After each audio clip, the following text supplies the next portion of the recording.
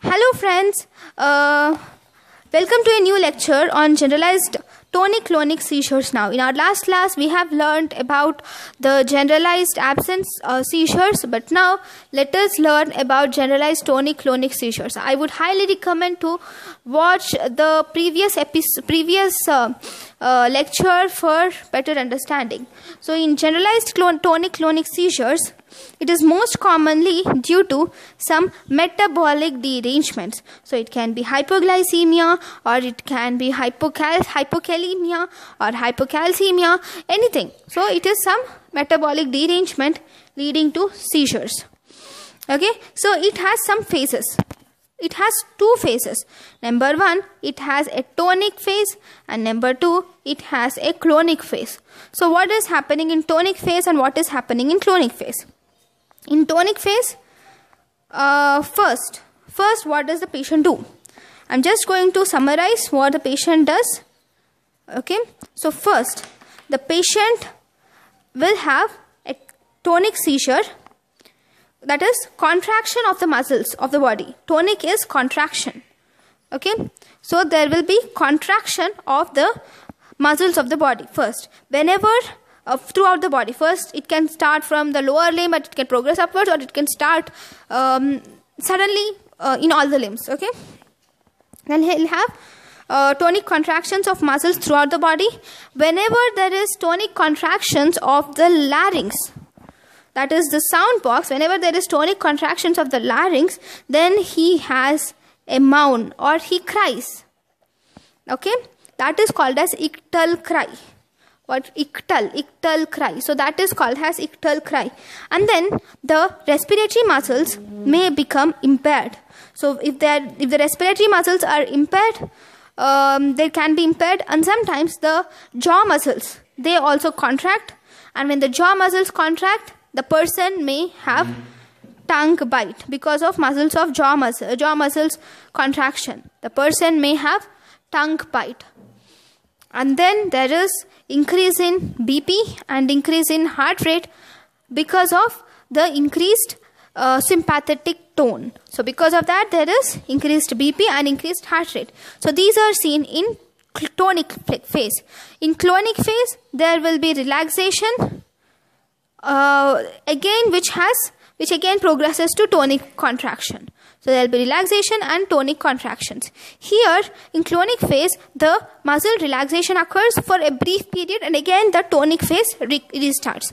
So after a few episodes of tonic and clonic phases, the person lands into post-ictal phase. The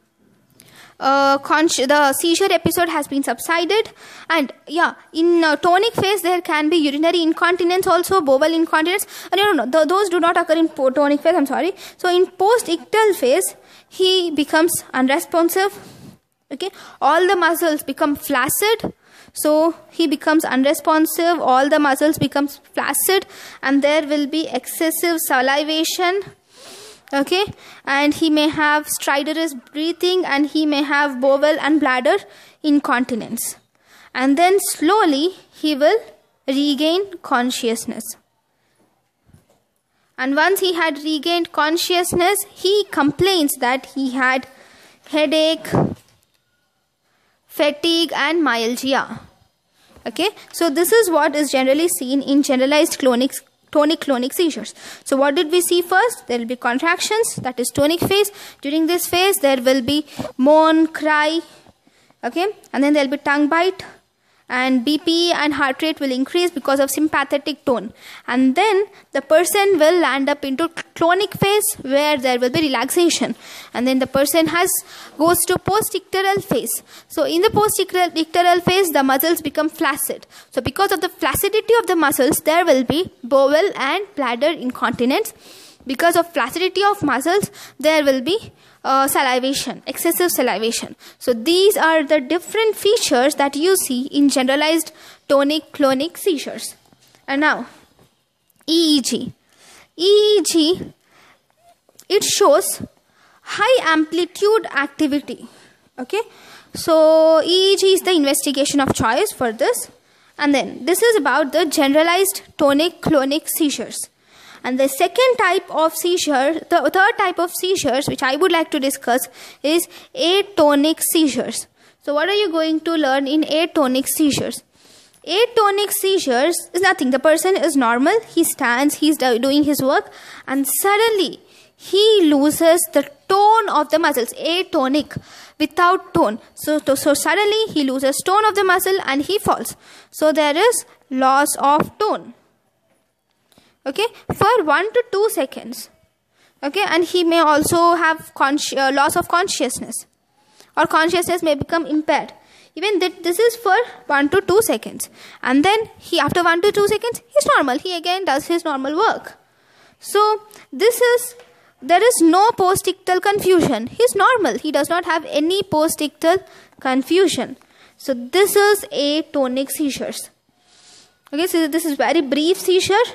Sometimes he collapses and falls down. All the tone of his muscles becomes loose, flaccid, loss of tone of the muscles. Then what do you see in EEG? EEG, you see generalized spike and wave discharges first, and then there will be slow waves, and then it becomes normal. So this is what we see. First there will be, during the episode, during this brief loss of consciousness, there will be spikes and waves. And then there will be slow waves. Diffuse slow waves. This will correlate with the muscle tone. This is the third type, atonic seizures. And the fourth type is myoclonic seizures.